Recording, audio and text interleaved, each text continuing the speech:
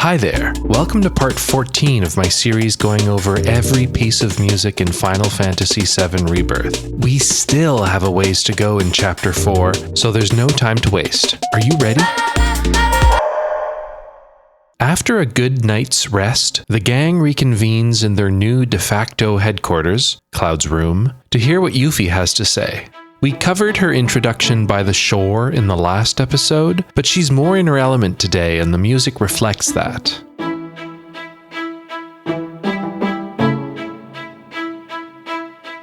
As she guides the rest of the group into Cloud's room, staccato and pizzicato strings start up before briefly hinting at her theme.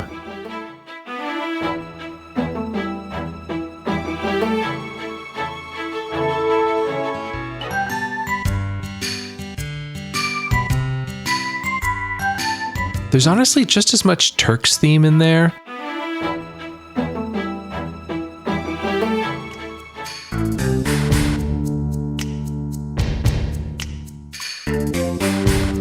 But unless Yuffie's been playing the long game and in part 3 we find out she's a Shinra spy, I think it's safe to say that's an unintentional similarity. But as she performs her true, well-choreographed introduction, the track comes into its own with a fun marriage of traditional Japanese instrumentation and hip modern percussion.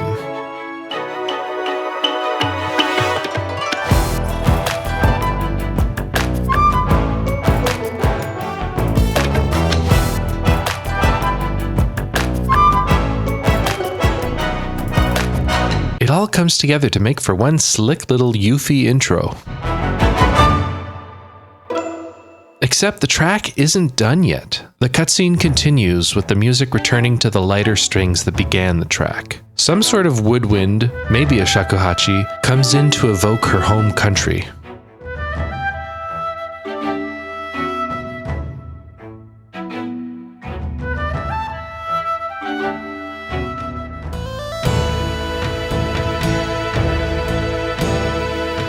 The melody then develops into a nice new resolution.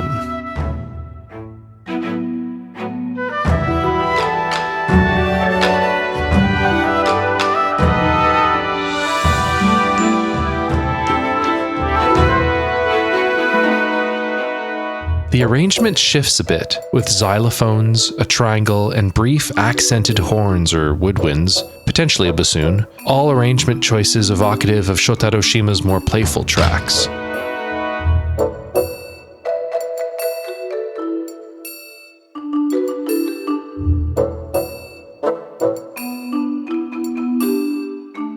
See the bouncy woodwinds from the opening bars of Sonon's theme from Yuffie's Remake DLC for an example of the similarity.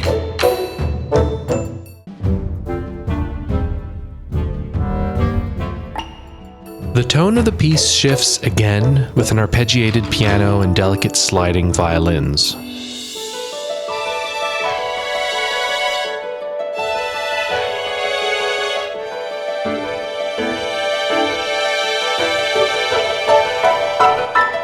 A brief pause, and then we return to the tempo and flute melody from before.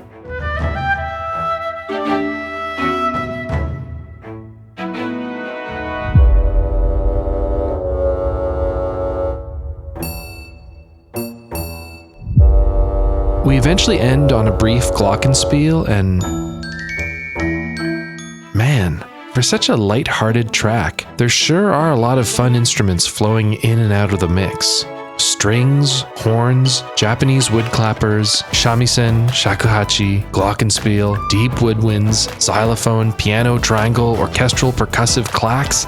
I can see why Shima, or whoever did this, opted for a virtual orchestration because this could have been deceptively pricey to produce. But before the sound of the last glockenspiel strike has the time to fully ring out, our next track immediately starts up. Or should I say, revs up. There's a rowdy motorcyclist outside and he's beckoning his friend to come out and play. Low thumping drums, anxious brass stings. What an immediate massive tone shift from the previous track. Next, a gnarly synth line comes in, deep and crunchy, almost functioning like an onomatopoeia for the driver's roaring engine.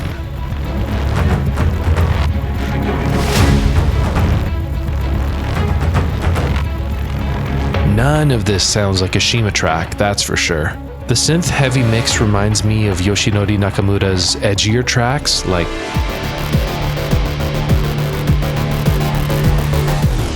But this is a bit crunchier than a typical Nakamura mix. This is more likely a Mitsuto Suzuki mix, and let me show you why. The crux of this track is this section right here.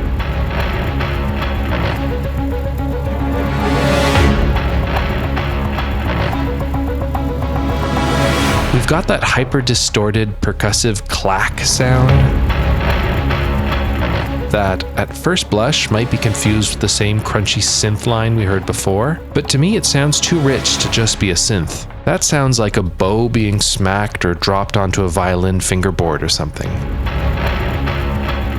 I don't know, it just sounds too rich and textured to be done with just a synth. But maybe I'm underestimating the percussive expressivity of some synths. If it is a violin, then it is likely Asuka Mare, also known as Asuka Kaneko, a longtime collaborator of Mitsuto Suzuki, who has been crucial in developing what I largely consider the Suzuki sound, thanks to her bewitching electric violin playing that permeates some of his absolute best tracks. In part 6, I showcased some of her playing in a few standout tracks from the Final Fantasy XIII trilogy, but she is just as important in Remake.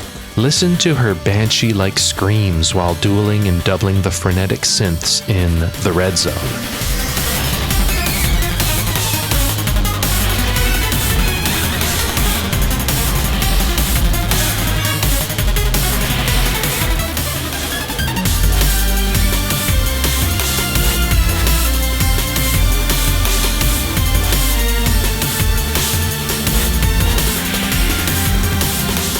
Or maybe that crunchy percussive sound isn't a synth or a violin, but noisy hits and smacks on a juiced up electric guitar.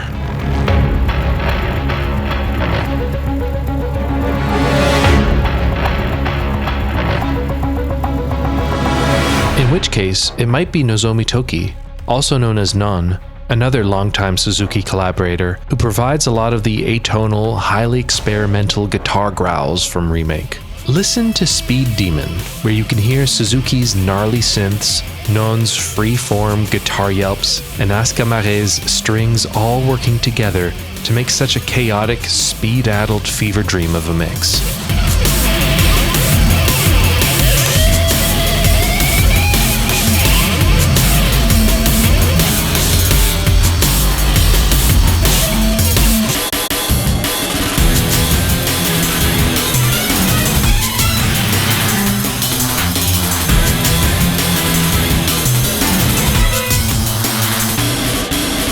Anyway, I'm getting way off topic. Especially if, once the Rebirth Plus soundtrack gets released, if it's revealed that this isn't a Suzuki track, this episode is going to age very poorly. Either way,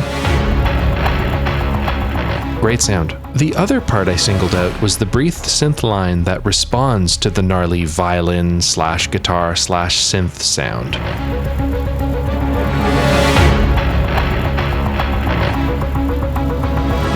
That synth line seems like a pitched down callback to Crazy Motorcycle.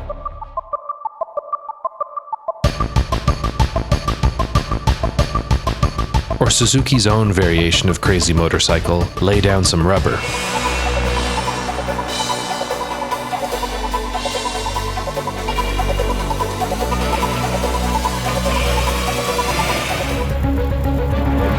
Whatever it is, the whole track is doing a great job evoking and preparing us for the crazy motorcyclist waiting for Cloud. As we step outside and Roche is revealed, the track finishes out the bar before dynamically transitioning to something completely new.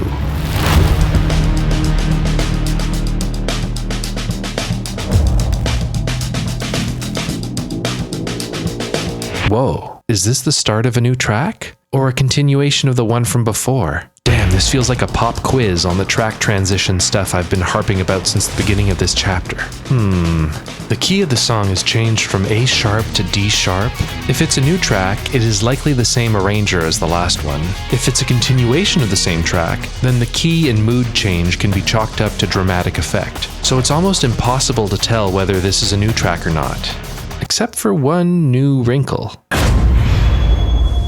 Yeah, the PC version of Rebirth came out, and with it came a much easier time for modders and fans to dig up all the actual audio files included in the game. I'm extremely grateful to the little community I've been cultivating here because within a couple of days of its release, I had several people filling me in and offering me these ripped audio files, and wow, it really is something.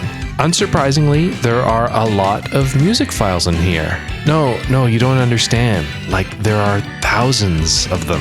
That's because the way the game breaks up the music files is very interesting. Some of it is not too surprising, such as the Terror of the Deep battle track I covered last episode. I broke that track out into 3 discrete sections, but ultimately bundled it together as one for my spreadsheet.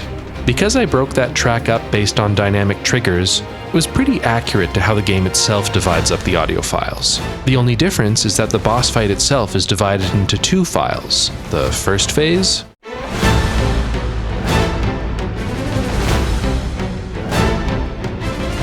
and the second phase.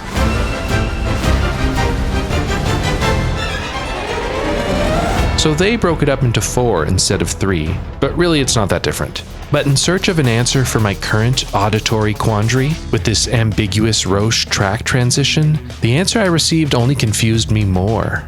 I mean, yes, it shouldn't be too surprising that because this part here is a dynamic trigger based on you stepping outside, it is separated from the previous track. That makes sense. But it's if we look at the previous track that it gets a bit messier.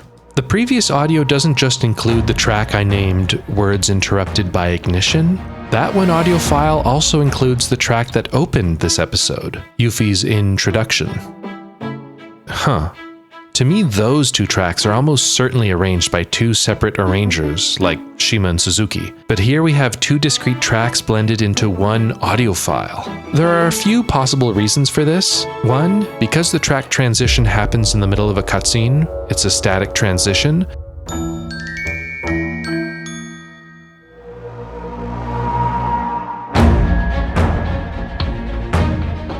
So including both tracks in one makes the most sense since the timing is always locked. Although it implies these audio files are not as distilled or basic as they first appeared, since clearly someone on the team had to stitch what was once most likely 2 discrete audio files into one. I don't know who, maybe Keiji Kawamori, the music supervisor, or one of the many project managers, project assistants, or a video editor that works on the cutscene team. It's another reminder of just how many sets of hands are needed to carry such a massive score to the finish line. Or option 2 is I am wrong and the 2 in tracks are both by Nakamura, and I am once again underestimating his range and losing my mind. This is all to say that the countless audio files included in the PC version reveal all sorts of fascinating secrets and details that, if I am being honest, for the sake of the pacing of this series, I will try to largely avoid spending too much time discussing. There is just too much there. It is Pandora's box in all but name, and once that cat's out of the bag, it's almost impossible not to want to dig back into the files to uncover more secrets. The way I divided up tracks, the way the game divides up tracks, and how even the official soundtrack divides up tracks are often likely inconsistent. And for me to spend too much time worrying about track divisions is ultimately not really worth your time or mine. So I will try to use those audio files more as an additional tool for when I'm researching something and feel stuck or confused, as opposed to some great gospel that I need to stick close to, word for word. If I see something in the files that I think would benefit an episode, I'll talk about it, but otherwise I'll be treating it as an arm's length reference tool. If you do want to pore over every single detail of these audio files, I've got a link in the description to FF7 Music's Discord server where you'll get exactly that with like-minded folks. Personally, I don't want to get too close to the sun with this stuff. My propensity for long tangents is already out of control. The last thing I need is infinite excuses for even more of them. I should bring this long-winded one to a close and get back to the lovable oaf waiting for Cloud outside. And while we're at it, let's get to what I'm considering our 3rd track of this episode.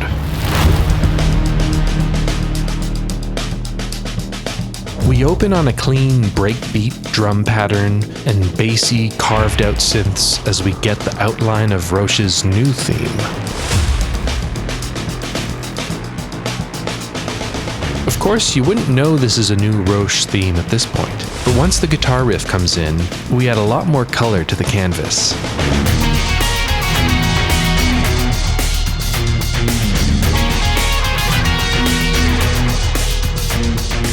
That brief, crunchy riff and synth I spent way too much time discussing earlier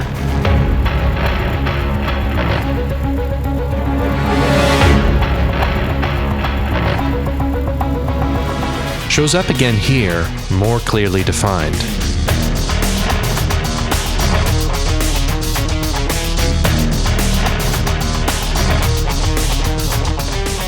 This is possibly a clue that this track and the preceding one, Words Interrupted by Ignition, are one and the same, but I'm keeping them divided still. The subsequent chugging guitar line is another discrete part of Roche's theme, although again, it's not that obvious at this point in the game. You really need to hear the track Ra Ra Roche for all of these discrete sections to really come together, but we're not quite at that point of Chapter 4 yet. And sorry, but I never talk about tracks we haven't gotten to yet, and I can't make an exception this one time either.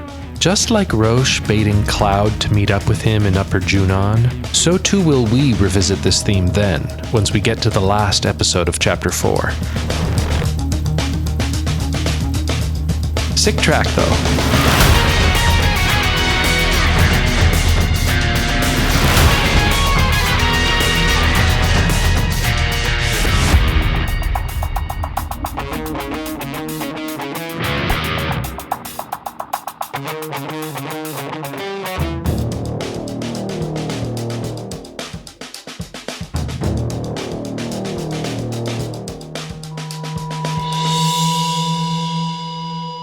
As Roche drives off and Sanity claims his place, our next track starts up.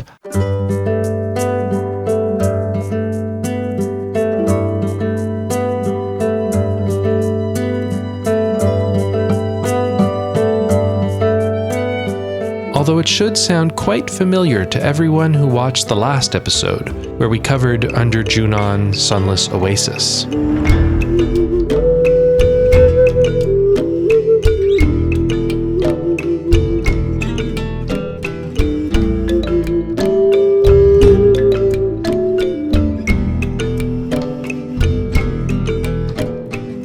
This is that track again, except, wow, everything feels so much lighter and optimistic this time around.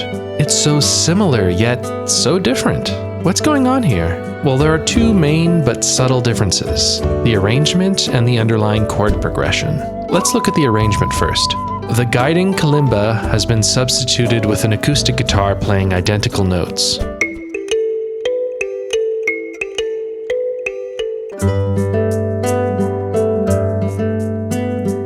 The other deeper sounding instruments have almost all been replaced with equivalents in higher registers as well. Our deep, earthy ocarina has been swapped with a brighter, more pleasant ocarina tone. The viola, too, has been replaced with a violin, allowing for, again, a higher registry.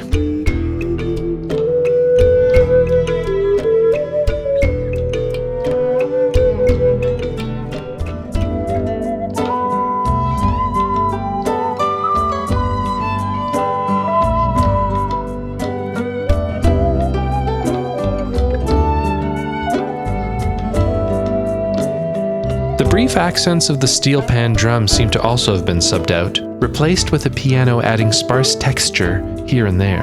Overall, the mix is just a lot lighter feeling, but that's not enough to account for the huge tonal shift compared to the Sunless Oasis version of the track. More so than the instrumentation itself, it's the underlying chord progression, or the change of key, that gives this new track such a different feel. We've gone from something very soulful and bluesy in the key of E minor, and shifted it over to a balmy G major. As for how Nakamura is able to completely shift keys and moods without having to change a single note from the melody, let's take a quick look at the notes that compose the key of E minor. Now let's look at the notes in the key of G major. Yeah, it's the exact same notes. All we've done is shifted our auditory center, our root note, which means you don't have to transpose the melody. The melodies are the exact same, but its relationship to the underlying chords has shifted, which recontextualizes the emotions we feel when we hear those same notes. In music theory terms, these are known as relative keys. E minor is the relative minor of G major. It's almost like an auditory illusion, but it's just to show how much relatively minor changes can have major effects, pardon the puns. The version we covered in the last episode was the evening arrangement of the theme, which would make this here the daytime version of it. And the idea of daytime and nighttime is a bit like relative keys, right? Even though the lighting, temperature, and potentially what the citizens are up to have all shifted between the two times of day, they are still fundamentally the same people, the same buildings, the same city. Nighttime is the relative minor of daytime, and vice versa. Anyhow, using relative keys to differentiate your daytime and nighttime versions of your location theme is such a slam dunk of an idea. I'm honestly surprised it doesn't get used more often across all games, especially ones with actual day-night cycles. Crossfading relative keys would probably sound really cool, especially when the melody is identical, such as the case in Under Junon. Big kudos to Nakamura for finding a way to slot this concept into a game that doesn't even have a day-night mechanic. Beyond that, I don't have too much to say about this piece. It's beautiful. I do quite like that the percussive, quasi-diegetic interlude near the end of the track is just about identical to the Sunless Oasis version.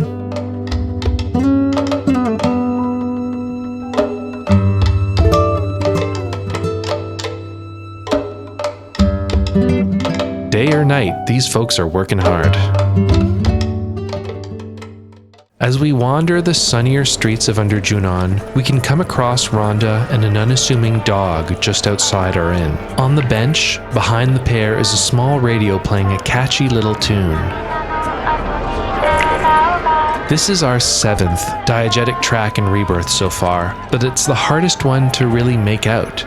Between the dinky little speaker on the radio with its harsh distorted filter and general low volume output, the crowd of protesters just outside the inn, and the still present though reduced in volume non-diegetic Under Junon track further muddying the mix, it is damn near impossible to make out much of the nuance of this track. It gets a bit clearer once you start talking to Rhonda, but it's still pretty abstracted. But that's okay. They've probably pushed it so far back in the mix because it's just a throwaway diegetic track you're barely supposed to notice. Like, these composers and arrangers are clearly way too overworked. Just let them phone in a track or two. No one's gonna notice. No one's gonna throw a fit if this barely perceptible track is a dud. It's a dud, right? Right? Right? No? It's maybe Mitsuto Suzuki's most tender pop song to date?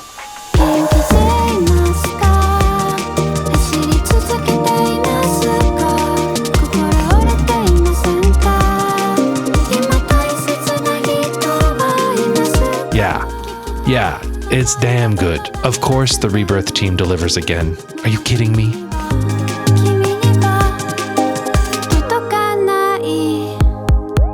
I don't know if this is too vain a thing to reveal, but sometimes I worry that this series celebrating the nigh unprecedented depth and variety of the Rebirth score might actually backfire if someone higher up at Square Enix ever decides to watch my series and swiftly realizes just how much money they spent on this impossibly big soundtrack.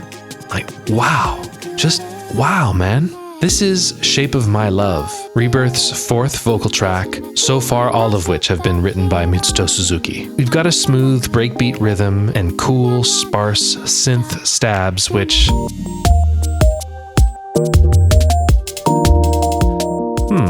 these sure sound familiar. Nope, can't put my finger on it. Frequent Final Fantasy director Motomu Toriyama wrote the lyrics, which are about a mother's love for their son. Between lyrics of her son leaving home too soon and wondering if he ever stopped running and settled down with someone, the song is obviously talking about Stamp, the ever-loyal Shinra propaganda dog. What, you were thinking of someone else? Besides, it's not like Stamp is an in-world allegory for Cloud. No, sir. Anyway, I don't think I will ever get over the amount of effort that goes into these excessively easy to miss tracks. And if you thought that was enough, wait till I tell you there are two versions of this track. Just like with most Mitsuto Suzuki vocal songs, they recorded an English version and a Japanese version. Mercifully, the two versions are quite similar, with both tracks actually using the same English section for the chorus.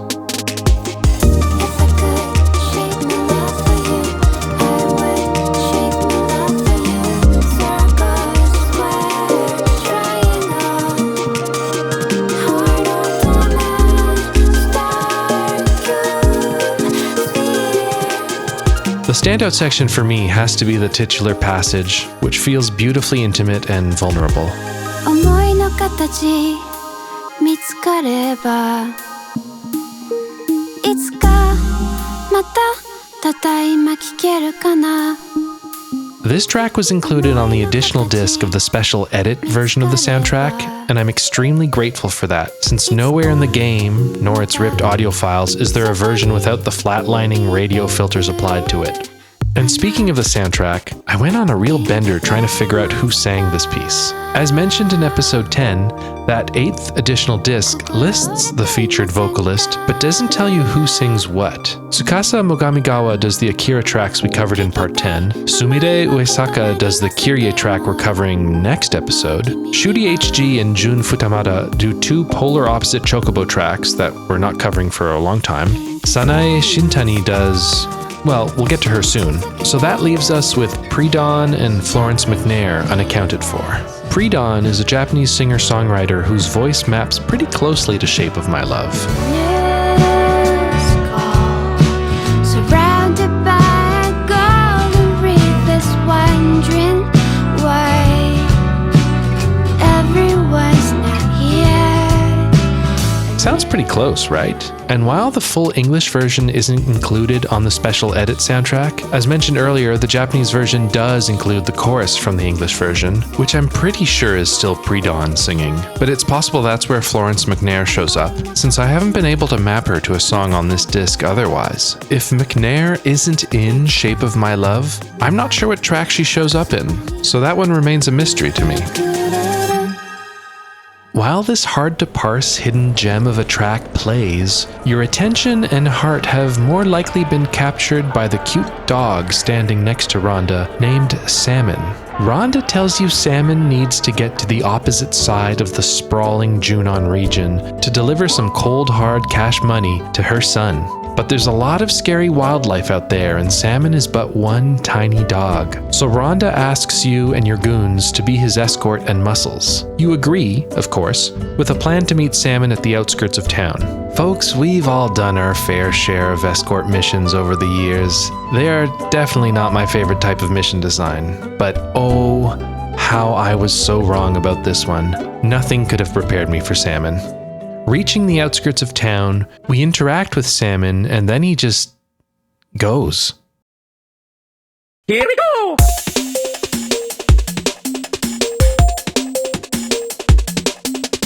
Salmon has no time for our idle chatter as he goes 0 to 60 in a few nanoseconds, leaving us in the dust as a familiar breakbeat, or are we calling this breakbeat? Are we calling this drum and bass? Are we calling this jungle? Anyway, that kind of beat and some cool synth stabs immediately begin to play.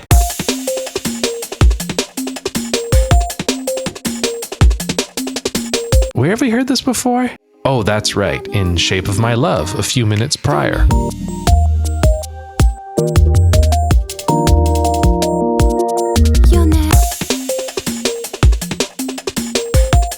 I'll tell you what, the Shape of My Love for this track is pretty damn malleable right now, because this is one hell of a fun groove. I feel I've been transported to an unreleased Dreamcast-era Sonic Team game. You can practically smell the Y2K aesthetics up in here. And then, somehow, it gets even better as the final piece of the puzzle falls right into place.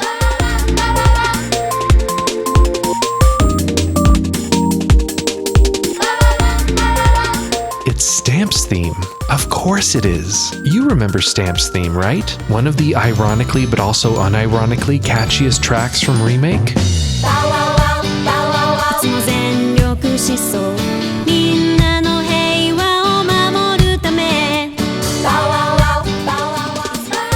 It was only a matter of time before it showed up in Rebirth, but Suzuki's done such a fantastic job elevating it that calling it a mere remix is selling it short. There are so many small victories in this track. In the original version, the track's co-composer Nozomi Toki, whom we covered earlier this episode as Suzuki's frequent experimental noise guitarist under the stage name Non, provided the various vocal layers.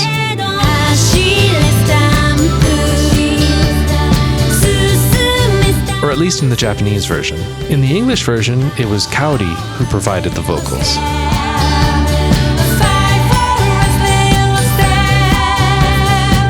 Kaori, whom I hadn't heard of before, is, or at least was, in a three-piece band called Language, along with Remake and Rebirth's Naoyuki Honzawa, aka co-arranger of Stamp's theme, and Yosuke Kakegawa, whose voice you might recognize saying in Lay Down Some Rubber. Anyhow, shifting the focus away from adult singers to just a bunch of kids pitch perfectly conveys the innocence of this dog's theme. Throwing in a group of singing kids is a fail-proof way to ramp up the earnestness and whimsy of your piece. Whether you're traipsing through a village of sentient robots in the philosophical masterpiece Nier Automata,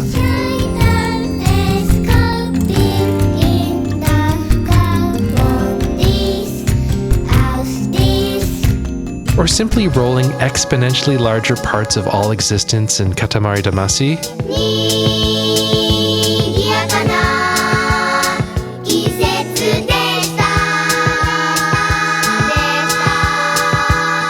the feel-good vibes are unparalleled. And speaking of earnestness and innocence, man, you know something that's always bugged me in FF7? How every playable character in the game has their own theme except for a little dude called Cloud Strife. Sure, you could argue the main theme is his theme,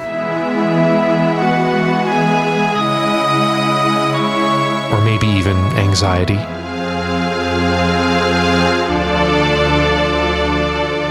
Historically, I've typically been a proponent of Cloud Smiles from Advent Children as being a great stand-in for his actual theme.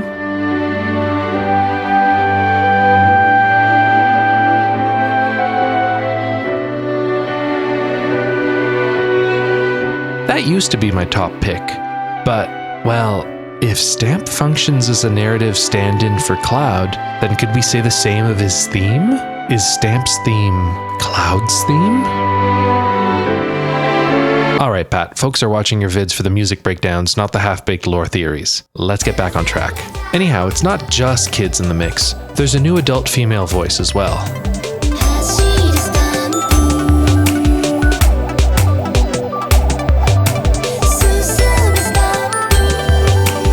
Going back to our list of vocalists from Disc 8 of the Special Edit soundtrack, our last remaining name is Sanae Shintani, and she herself confirmed that that's her singing in this track on her Twitter account.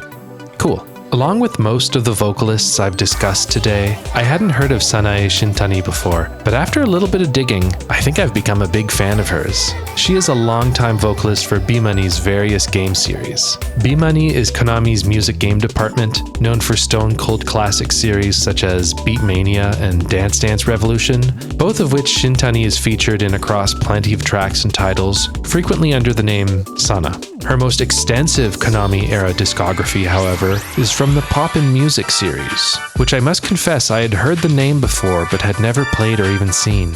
I went deep on Poppin' Music tracks this past week, and I've returned to say a lot of Shintani's tracks are some S+ tier stuff.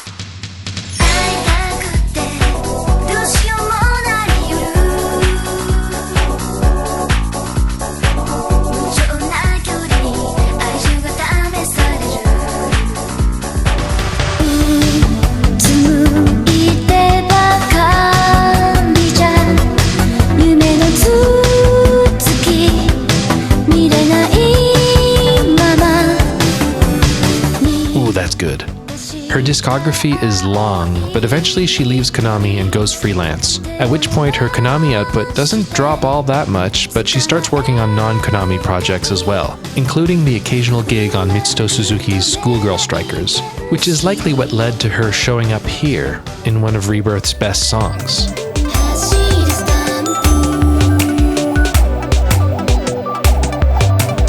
I especially love the free-flowing back half of the track with pitch-bending synth layers and breezy breakdowns.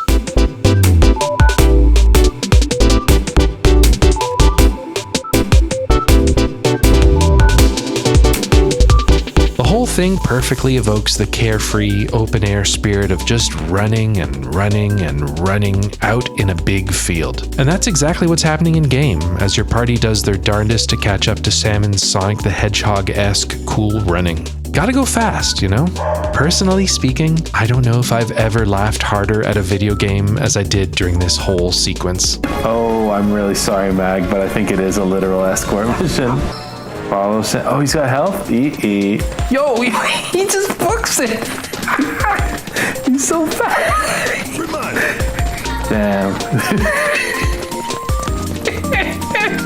Some of his speed is so funny. And the music. The angle of his head. Yeah, the way he keeps looking behind you. Like he's somebody's enemy. When Salmon sees an enemy up ahead, he stops and waits for you to deal with the problem. Approaching the enemy triggers the 3 best words in the English language: stamp, battle, edit.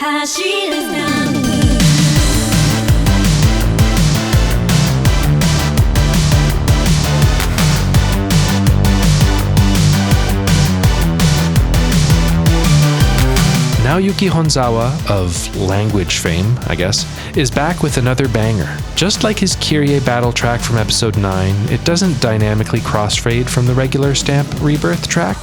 Whenever you start a battle, it always plays the track from the beginning.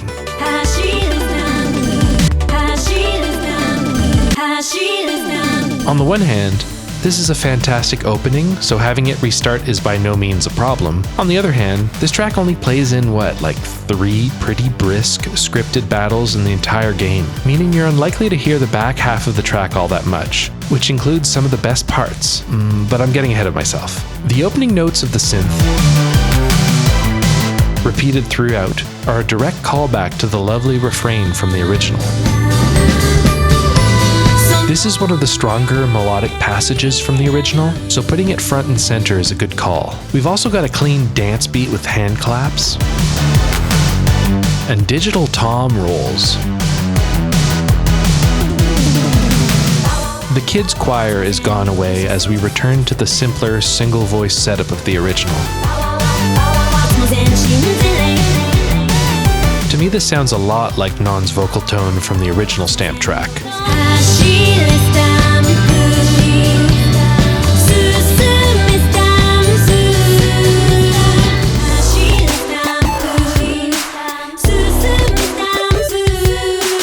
Super similar, right? While Non isn't listed in that list of vocalists in the Disc 8 liner notes, she is ambiguously credited a bit further down as vocals and guitar, so there's at least some credence to me assuming she's singing here once again. It's likely even the same vocal performance from the remake era recording sessions, which Honzawa has simply spliced up and remixed to cool effect.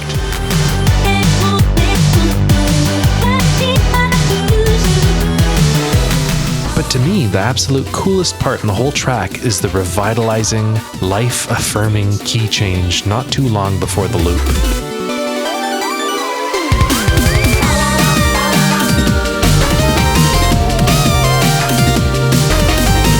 Man, that is good. Key changes, especially late in a song, can sometimes be seen as a cheap way to artificially extend out a piece that's largely run out of steam or things to say. But the reason it's not the case at all here is because of the way Honzawa uses the main 4-note melody twice in quick succession to create a new, longer ascending pattern that completely lifts the experience.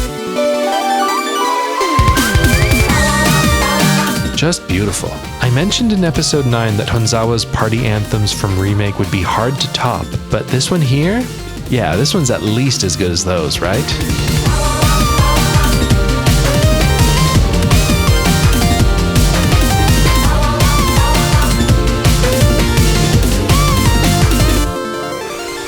The lack of any elegant handoff between Honzawa and Suzuki going to and from the field track and the battle edit is a minor blemish in-game, but otherwise, yeah, dog bless this track, and the last track, and the one before that even. And F it, let's dog bless the next track while we're at it. As you get closer to your destination, there's one final, slightly meatier battle ahead of you, but this time we get the classic remake track High Five, another all-timer banger from Bop King Honzawa.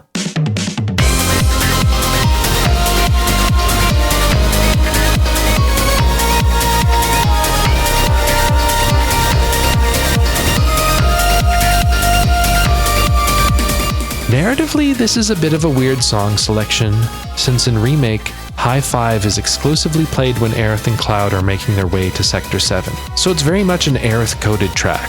But we are in a Barret side quest, so it gets a slight tisk-tisk on that front, but musically, High Five perfectly complements the blisteringly cool energy of the two stamp tracks.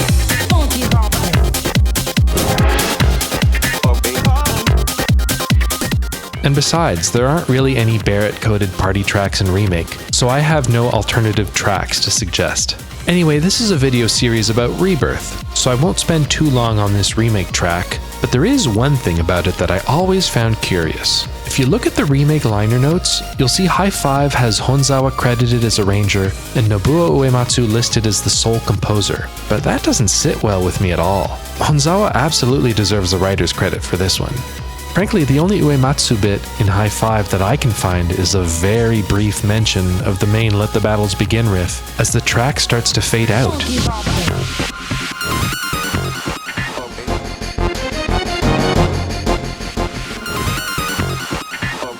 So I guess the assumption is that this whole thing is a very liberal remix of Uematsu's Let the Battles Begin? I don't really buy it. Seems like another weird liner notes oversight to me. Honzawa absolutely deserves a writer's credit here. Anyhow, with that battle done, there are no more obstructions stopping us from getting Salmon to his final destination, but we'll have to save that for next time.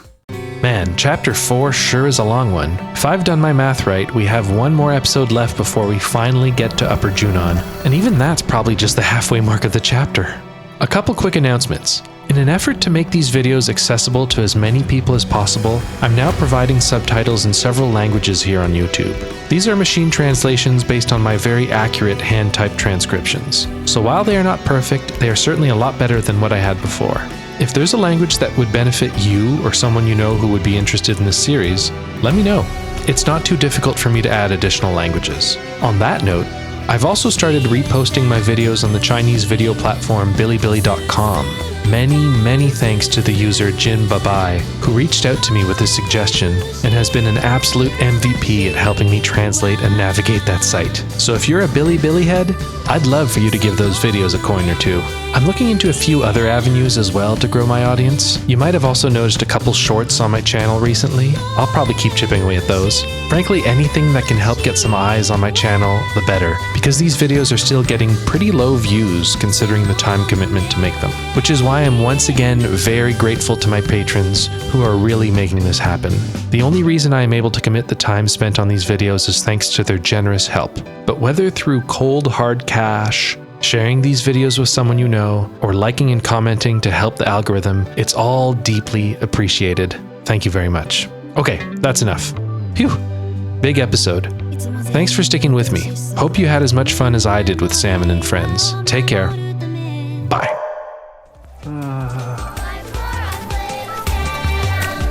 Yeah, I think this is up there with like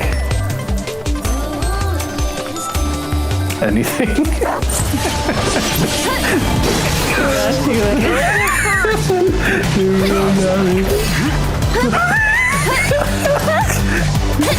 That's it, together? 10 out of 10. 10 out of 10. I agree, Ed. Go on!